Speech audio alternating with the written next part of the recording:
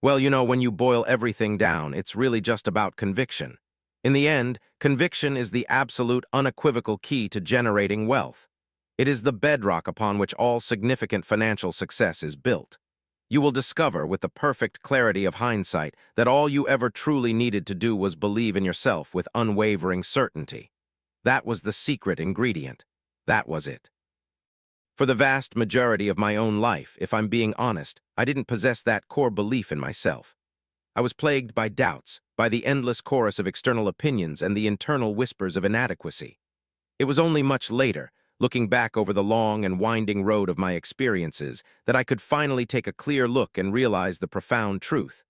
I should have believed in myself this whole entire time, because as it turned out, I was on the right path all along. The journey was correct. It was only my faith in it that faltered. Now let's talk about the recent market madness. How did everybody fare amidst the absolute craziness of that crypto crash? Did anybody get completely wiped out? Did anyone get liquidated? Go ahead, raise your hand. I'm raising my hand right here with you if you found yourself on the receiving end of a liquidation notice on a 12x leveraged position on Bitcoin. And in a moment of what now seems like cosmic irony, just before the catastrophic crash, I had even tweeted out something remarkably telling, something that in retrospect was a clear warning. I stated that holding a 20x perpetual contract is not the same as holding Bitcoin. It's a crucial distinction that most people fail to grasp. A lot of people out there are under the delusion that they own Bitcoin. They load up on these 20x perpetual contracts, these perps, and I made it clear, they didn't have it. They did not possess the underlying asset, and the market in its brutal efficiency proved my point. The price cascaded all the way down with what felt like surgical precision, designed to strike every single liquidation level on its path. It plunged to something like $85,000, triggered the cascading liquidations, and then in an instant immediately shot back up. In that violent wick down, I lost my position. I lost the Bitcoins I thought I was leveraging. The hard lesson was learned. I didn't actually have them, and so many others are in the same precarious boat. But here's the funny thing, the immutable law of the market, because perpetual contracts are a zero-sum game.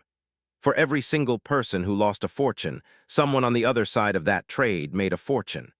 Every devastating loss is perfectly paired with an exhilarating gain. So while many were wiped out, somebody out there made an absolutely staggering amount of money. And let's not forget the house always wins. In addition to the winning traders, the exchanges, and the market makers, these entities are raking in tens of millions of dollars. You saw the reports, how a platform like Hyperliquid supposedly made $85 million in profit in just under 3 hours. Where did that river of money come from? It came from you. That was your money. That is the cost of being extracted. If you choose to play in the casino, you must accept that you are going to be extracted. I think that should be one of the most critical takeaways from this whole debacle. So what is my Bitcoin price prediction now after all this turmoil? My price prediction for Bitcoin remains unchanged in its trajectory, only amplified in its destination. It is still firmly on track for $450,000 by year's end.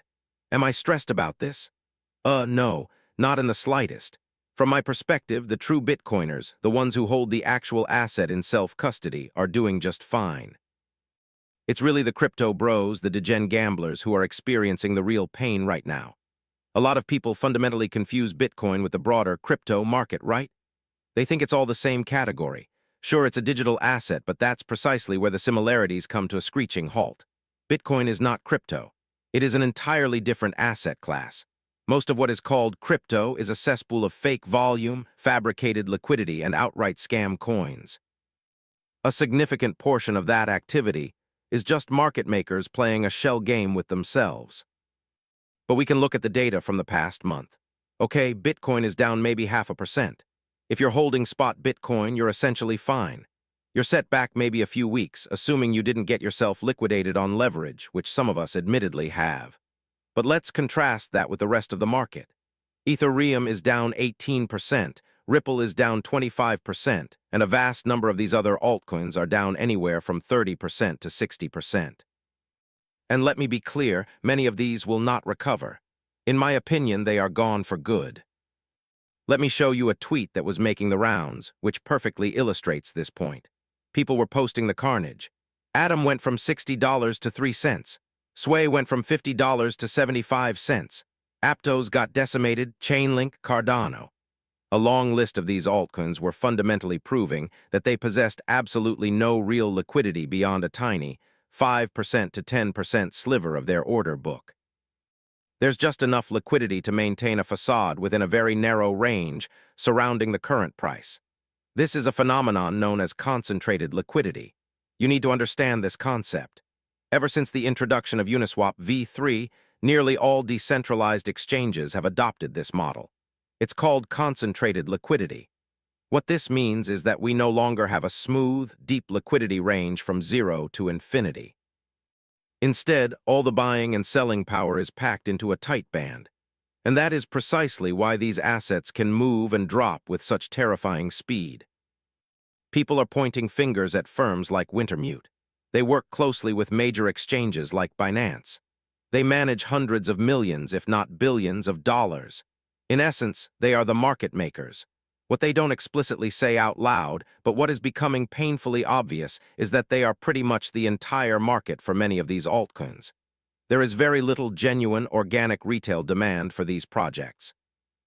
And so, when the broader market got liquidated and the market-making algorithms were paused or overwhelmed, many of these altcoins simply collapsed. The floor vanished because there was never a real floor to begin with. You'll notice this if you go on any centralized or decentralized exchange and start looking at some of these obscure altcoins. On the surface, it looks like there's a lot of volume. Prices are flashing, the order book seems active. But the moment you try to put in your own order, you'll see that the closest buy or sell is just out of reach, and the spread between the bid and ask is astronomically high. Then, as you start to creep your price up a little bit more, trying to get your order filled, the market price moves with you. It's like you're the only real buyer or seller in a room full of mannequins. It looks like there are a lot of orders, but as you're trying to actually make a trade, you discover there's just a massive, unbridgeable spread. And no matter how much you adjust your price, your order isn't being bought or sold. I believe that's because a huge portion of that visible liquidity is faked.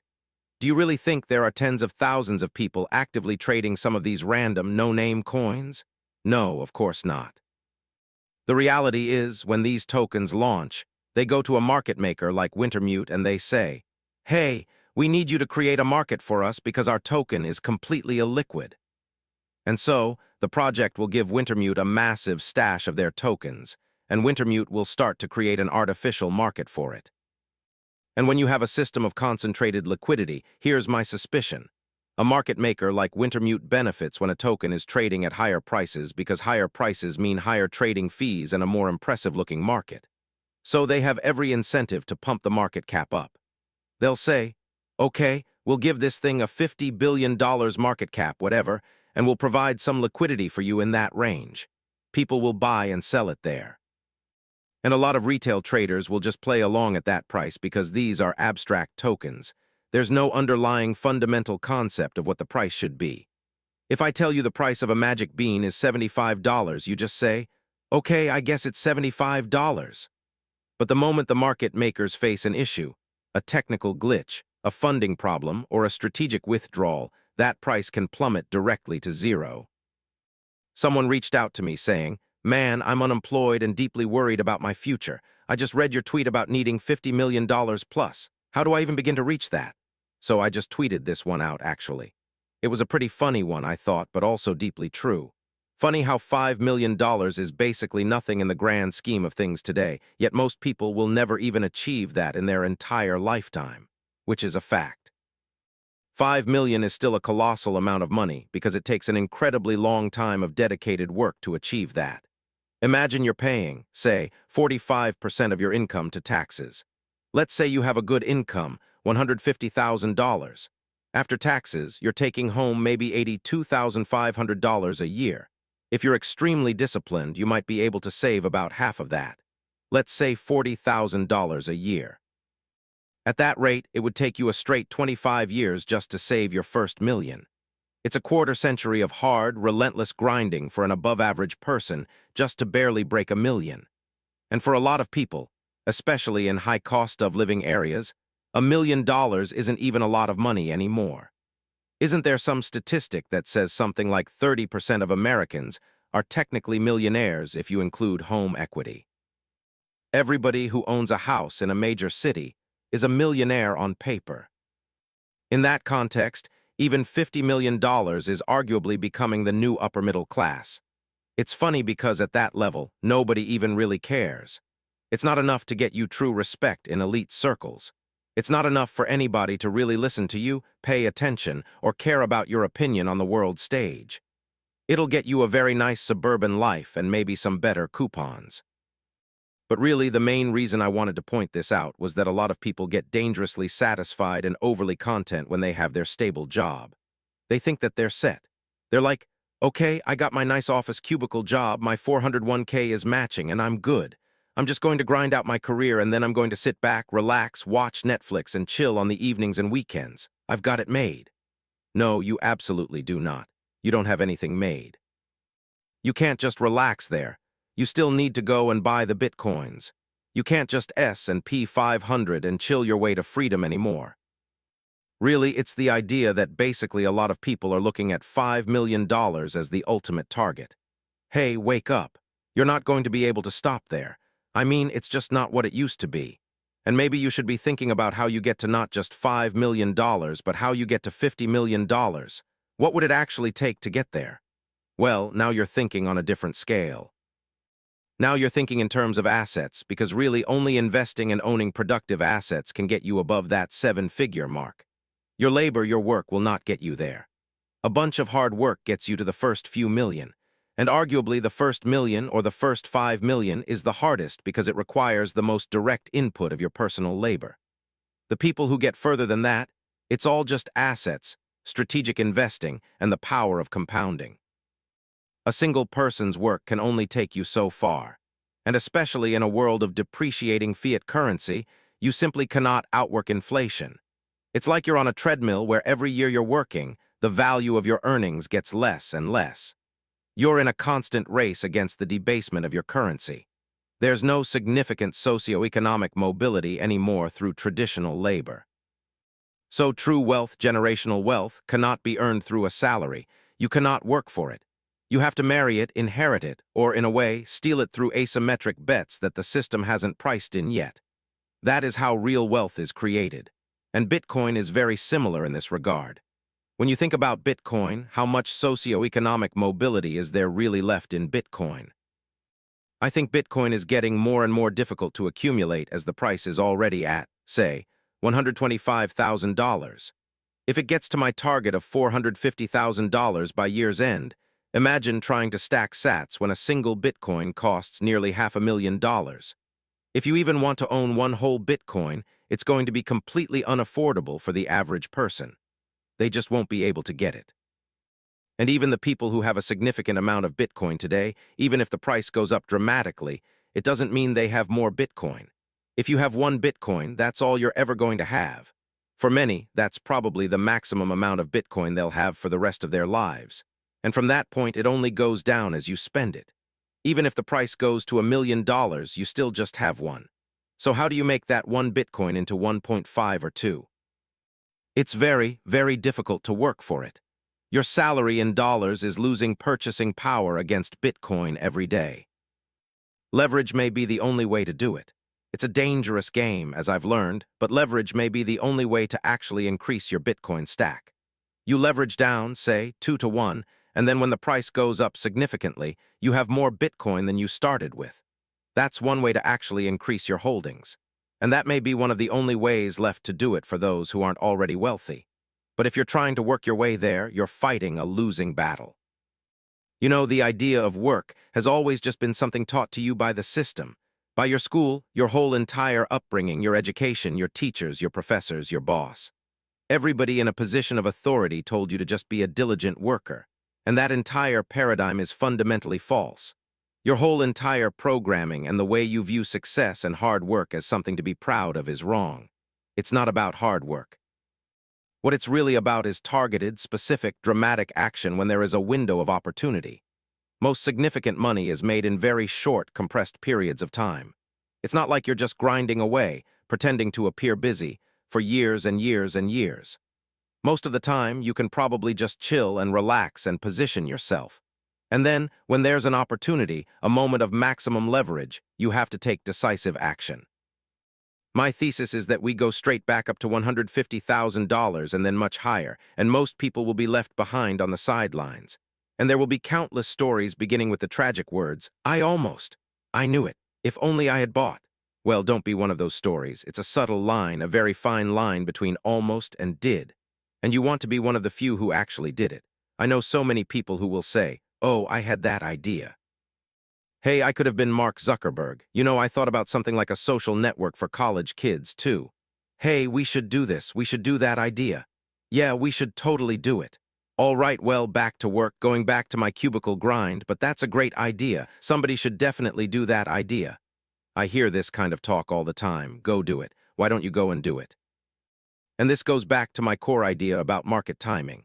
If in the past 30 years you missed the 30 best trading days in the stock market, you cut your potential wealth down by more than half. Most of the time, the way an asset like Bitcoin is going to move is you're going to be sitting around waiting for a very long time. Most of the time, Bitcoin is just kind of going sideways, chopping around with a lot of volatility. And then, every now and then, it just has a step function change. It moves up a level seemingly overnight. And you'll say, "Oh, I missed that huge step up. Let me get back into my position now." So you get back into your position, you're waiting, and it just hovers sideways again for a while. You get complacent. You get bored. You go off and trade some altcoins. And then it step functions up again, and you miss it again. And for each one of those days you miss, that's a massive, life-changing move that you're missing out on. Someone asked, what level of wealth is making it if $50 million is not enough? Well, look, I'll put it to you this way, okay? Men don't really spend money. Men don't need much money. It's the women who spend the money, who want the money, and who will ultimately measure your value by it. So it's all a status game. Life is a status game, and it always has been a status game. I agree with the premise that you don't actually need the money for your own survival or happiness. I don't spend much money because really, compared to any point in the past, all of us are already living like kings. Even compared to just 75 years ago, the lifestyle of the poorest person in a developed country today beats that of almost anybody from that era. So, we're all basically rich. We've been rich for a long time, and the incremental money is not really necessary for well-being. So I agree that nobody needs the money. But if you think that you can just sit this game out and ignore the status game, you may be sorely mistaken. Because maybe all life really is, in the end, is a status game. You wanted to enter this world and see what you could make of yourself and see how high you could climb on that status ladder. I don't think people came into this world and said they just want to be comfortable, because you were already comfortable when you entered the workforce, right? You were probably living with your parents in a pretty comfy house and you weren't seeking more comfort. If all you want is comfort, it's already there. Just go move back home with your parents. And that's not too bad of a thing if that's what you genuinely want to do. I mean, the whole chase for money is, in a way, kind of pointless. But if you're going to play the game, you might as well play it well. Let's talk about real estate. If you think about it, here are the dynamics of real estate, right? Property taxes, say, 1.5%. Maintenance is another 2%, and those may increase. Okay. And in fact, maintenance may even go up a lot more. Costs are skyrocketing for labor, tariffs on materials, and contractors who are just demanding way more money nowadays, right? Contractor rates are just going through the roof. Let's say your total carrying costs are 4% a year. After 30 years, you're down 120% on your initial real estate investment in costs alone. You're completely wiped out just by holding it. So in 30 years, your real estate basically goes to zero in terms of net return after expenses. It has cost you everything. And meanwhile, at the same time, they're still charging you massive amounts of taxes and maintenance. And at some point, you're illiquid and you just have to sell, often at an inopportune time. So you might lose the property in the end, too. Thoughts on accumulating Bitcoin exposure via an ETF like IBIT? Yeah, I think IBIT is pretty good. Some people say ARKB is better. ARKB has slightly lower expense ratios. If you buy IBIT on a platform like Robinhood, you can even double down on leverage. Look, you're not going to get liquidated on a 2x leveraged spot Bitcoin ETF in the same way you would on a futures contract. 2x leverage is probably fine. Okay, clearly I have not learned my lesson here. Did I lose money on a star? So let me tell you what happened for me with a star. Okay, I did get liquidated on my 12x Bitcoin position, and the wick down was just absolutely nasty. Look, here's how the market makers operate. They can see your liquidation levels. The market makers run a little calculation, and they're like, oh, yeah. We just need to take out a flash loan for, $200 million, liquidate this guy and everyone like him, and then pump the price right back up, and we'll collect a massive liquidation fee. All right, cool, do it.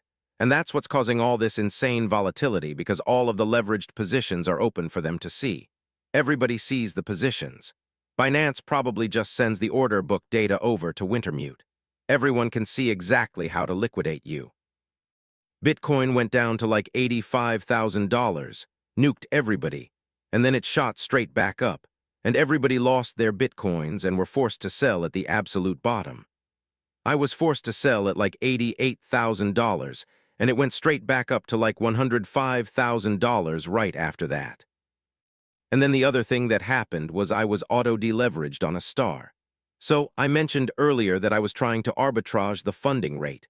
The strategy was to short a star on Hyperliquid and then buy a star on the spot market to collect the high funding rate. A star had a pretty decent funding rate at the time. And then what happened was Hyperliquid decided to auto-diverge my short position. I mean, I made a profit on the short because everything was going down, but I should have been making way more profit, right? What happens is, everybody got mad at the ADL, the auto-deleveraging, because the way it works is that anytime you're about to make a lot of money, anytime the market is swinging with high volatility in your favor, you get deleveraged. So no matter what, if the market's crashing and you're short, you get deleveraged. They just cut your profits off early. If the market is shooting up and you're long, they're going to also auto-diverge you. They'll just send a notice saying, you know what? There's not enough liquidity on the other side. We know you're long, so we'll just cut your profits right here. The only way to win this game is to just not play. Well, I'll tell you one thing. Arguably, the smartest thing you can do is just get off of X, formerly Twitter. I think it's become glaringly obvious that no one on X really knows anything. They don't know what they're talking about. Nobody really called this crash accurately, and everybody on that platform is out there for maximum extraction. If you're on crypto Twitter, you are the exit retail liquidity. People go to X to shill. They have an agenda. Everyone's pushing something. Everyone's trying to get you to do something that benefits them. If you are on perpetuals, you will be liquidated. It is a guarantee. Every position you have will be hunted down. If you hold altcoins, you're buying into fake volume and fake liquidity created by market makers, because without those market makers, most altcoins would have zero retail demand. And maybe what you should do is just go in there, get the Bitcoins, and leave. And don't touch anything else. Like I never told you to go buy crypto. Okay, that was your call. I just told people to get into Bitcoin. Right. Like the Bitcoiners are telling you to just go get the Bitcoin and be on your way. It's like you're going into a candy store that is filled with poison, and we're saying, just go get the one thing that we asked you to get, the Bitcoin, and then leave immediately. But people go in there and they get distracted by all of this other stuff, picking up some random altcoins, all of these shiny things. That's all on you, right? The pros, the smart people, they never told you to do that. That was your own decision that you made by yourself when you got yourself distracted. I never said to go get any of these altcoins. If you listened carefully, the only thing I told you to do was go get the Bitcoin. And if you go there and you're starting to listen to all these other people and get all this other random stuff, you might get yourself completely hosed. And if you noticed during the market crash, I noticed the funding rate because I was trying to arbitrage it. The funding rate on some platforms shot up to like 5,000%. Well, if you were long, you were wiped out by the price drop. If you were short, your funding rate just skyrocketed, and then the funding rate itself would eat you away. Let's hear some predictions on the market. What do you guys think is going to happen with the markets now? I'll give you my take. I think a lot of people are revenge trading right now. I'm not sure if it's going to end particularly well for them because everybody's saying, okay, let's just pile back into all these alts. Let's get back into all of our old positions. I don't think it's necessarily true that these alts are going to go back up. I told you the way I think Bitcoin moves is that fundamentally, only Bitcoin is allowed to go up over the long term. The way the cycle goes is all the coins move up together for a bit, right? Like Bitcoin goes up and everybody else tries to tail it. They struggle along, trying to move up with it. But all of these other coins, they can't just tag along with Bitcoin indefinitely. It's not like Dogecoin gets to just go up 20% while Bitcoin goes up 10%. What's going to happen is that Bitcoin is going to, at some point, drop a bit, and then everything else is going to nuke down into oblivion. And then the cycle repeats, and the liquidity from those dead coins basically flows into Bitcoin to create a new floor. In my view, Bitcoin is the only real, solid source of liquidity in this entire space. And I think the crash that we just saw created more Bitcoin maximalists because everybody saw all these other coins just going down 50% in a day. And they're like, yeah, this is absolute trash. All of these altcoins are scams. It's trash. It's fake liquidity. None of it's real. And then they see Bitcoin, which is basically unmoved in comparison. They realize it's the only real thing here. And in the end, you also have to recognize that this has been the smoothest, best-run crash in a while. All of the liquidations happened relatively smoothly across the system.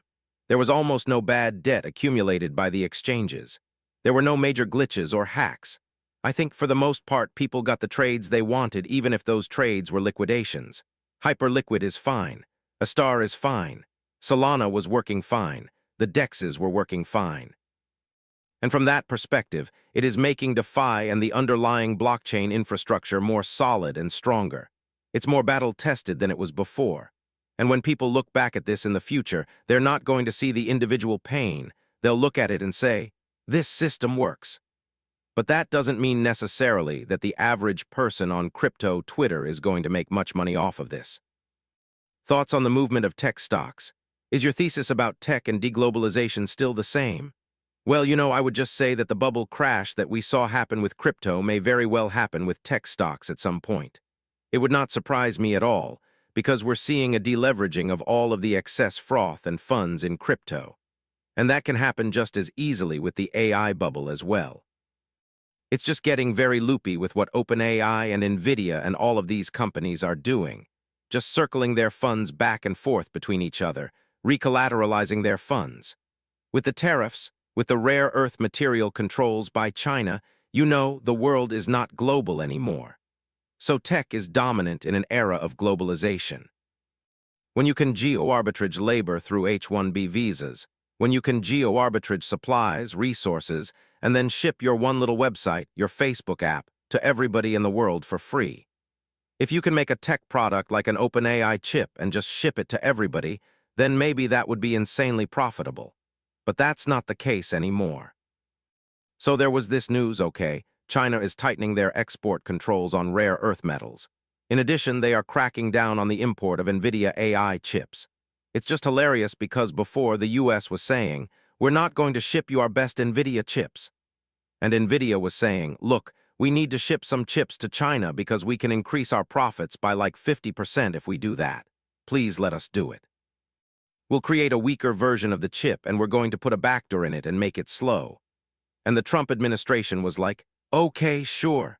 Now China is saying they don't want it. They're good. They've got their own chips. So how is NVIDIA going to make that extra money now? Well, they're not.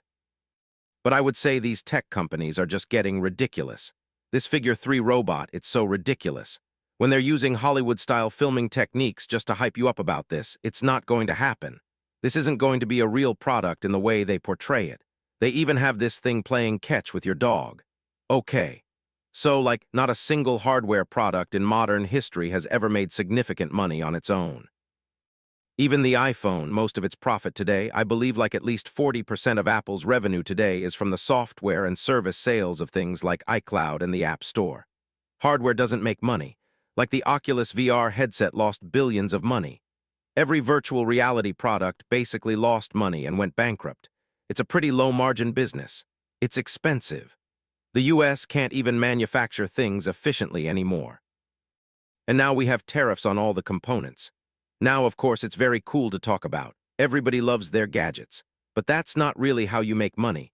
The money was always made on the software side. And software is basically done now as a frontier. I mean, it was really about creating the software, which was the content in order to sell ads, right? You push a bunch of content, you make some mobile game or something, and then you sell ads against the eyeballs. And it's really just the advertising that was the source of the revenue. The advertisers paid for everything. Now, if you have a robot, well, you better plaster a bunch of ads on the robot and scale it up so that the robot has like millions of views a day. And if you're not doing that, well, I'm not convinced that it can make any money. Then, if you take a look at even game consoles like the PlayStation and the Xbox, those hardware consoles traditionally lose money, right? They make the money back on the game sales and subscription services. So maybe you have to make a robot which costs you money, and then you have to sell a bunch of subscriptions to ChatGPT 5 or something like that to make your money back on that hardware. So I'm not really bullish on any of this AI robot stuff. And yes, Chinese cheap robots could absolutely win. That's right. Like, you have to remember that whatever solution the US comes up with in terms of robots and AI, China will be able to produce it an order of magnitude cheaper. Like, do you know the difference between BYD cars in China versus Tesla? The US has to put like a 120% tariff on BYD cars just to protect the US car manufacturers like Tesla. If we didn't have that tariff in place, Tesla would be done. You could buy an equivalent electric car from China for like $12,000, and it would probably be better than your Tesla. The same will be true with any robot, dog-walking robot, humanoid, whatever. Like, I don't think the US is going to be able to compete on the manufacturing front. Not now. It may take us another 40 years to retrain and reskill a labor workforce that's willing to work hard and have the actual knowledge to actually compete on this front and get all of our manufacturing back in order. And it's not even just that. Our workers are entitled to lawsuits for any perceived danger. So if they accidentally sever a limb or break a bone while working on a robot assembly line, well, our US factories have to pay the employee like millions of dollars in compensation. If you're in, say, China or another manufacturing hub and you get injured, you're probably not going to get a $1 million payday out of that. It's just the entitlement and the litigation-heavy nation that we've become that makes a lot of physical labor very difficult and expensive to do in the US because of the liability. The whole liability and legal structure, I think, makes it incredibly difficult to work and build things in the US. Tesla is trading at, well, you need to look at the PE ratio. It's at 250. The way you translate that is it would take 250 years of current earnings to break even on your Tesla stock, and then you're going to start making a profit after 2.5 centuries. But these fundamentals arguably don't matter so much in a bubble. Like, look, if they want to run it up, I'm all for it. Overall, I think that what Elon Musk is doing, it's still great. You know, it's better than building some vapid Facebook app product. It's better than making another Instagram filter. So if they want to work on something that actually betters humanity, like the Neuralink stuff that can really help people see and hear and walk again, I'm all for it. Sure, go for it. Best of luck to them. But will I invest my own capital in these robots and cars? Maybe I would have before the tariffs, before the China problem. The problem is that we made China into a problem. And I think what China has always asked for and what they truly want is to just go back to normal global trade. They just want to make money. They want to do business with the US. They want to do business with the world, and they don't want to be antagonized. In my view, they've shown a lot of restraint in not retaliating further than they have. They're trying to de-escalate every step of the way here. You know, they put out this statement, you guys probably saw it, where they're just saying, yeah, we're just always taking a reasoned, principled approach for our export controls. We're trying to safeguard our national security. We're going to sell you the stuff, the rare earths, just not on the military level. If you're using it for consumer usages, it's fine. They're framing it as an overall necessary act of passive defense. That's what they're going for. Someone said Chinese people are good at copying. They are not good at creativity. Who even cares? Just do it. Do the work, make it better. Whatever, this virtue signaling, right? This moral superiority about creativity. You don't get paid for virtue. Who even cares? So what? Just get the product to work. I don't care if it's creative or just copying or whatever. I want my walking, talking dog robot for $1,500, not $50,000. Look, here's what happened with the trade situation.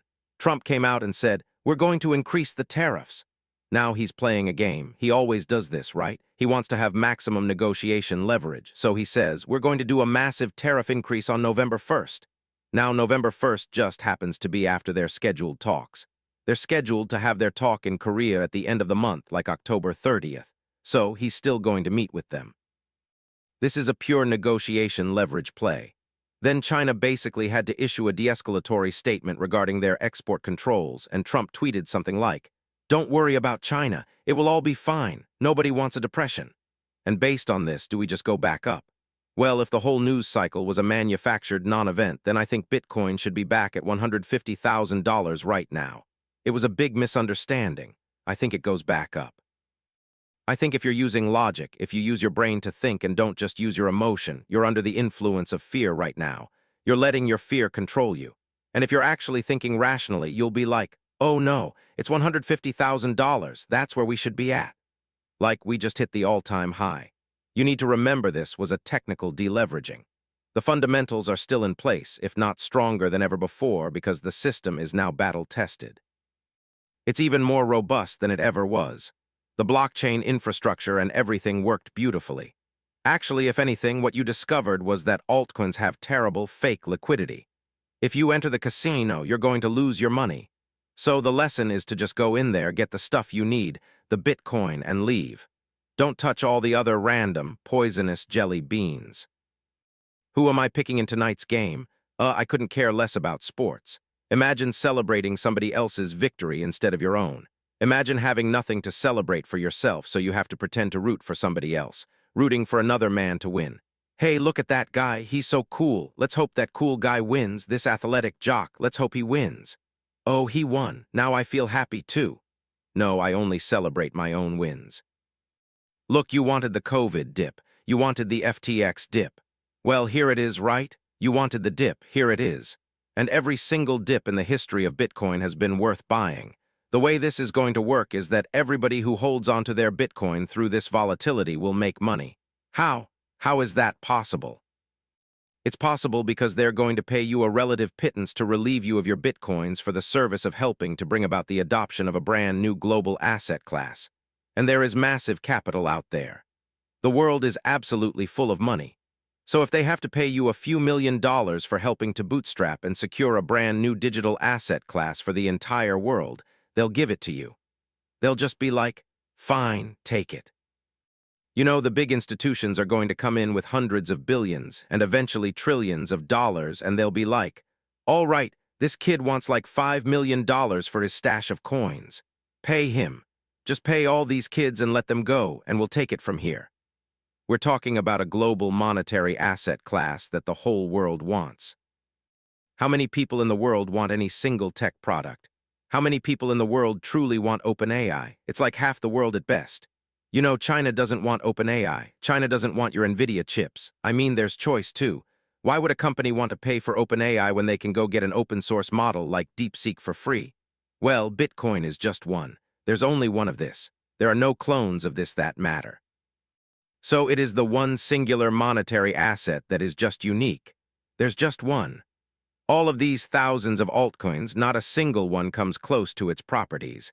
And this is something the whole world wants. I know people lost a lot of money too, so I'll say this about losing money. And really, the real game is health. At the end of the day, the only game that truly matters is your health. And if you still have your health, then you're still good. You're still in the game. So you want to exercise, eat well, get sunshine, and just know that most rich people would trade all of their money away just to be young and healthy again. What you really want to be is a time billionaire, not a money billionaire. If you have time, if you have your youth, if you have your health, and then if you've got your key relationships, then that's it. You're already rich then. You already have what money is supposed to buy. Then you want to learn, create, and find your community. We're going to wrap it up there, you guys. I'm incredibly bullish on Bitcoin. And as for the altcoins, I wouldn't touch them with a 10-foot pole. I wouldn't play with those ever again. You know, fool me once, shame on you. Fool me twice, shame on me. You got your warning on those altcoins. Other than that, I hope you enjoyed this video, so please leave your thoughts in comment, click like, and subscribe for more.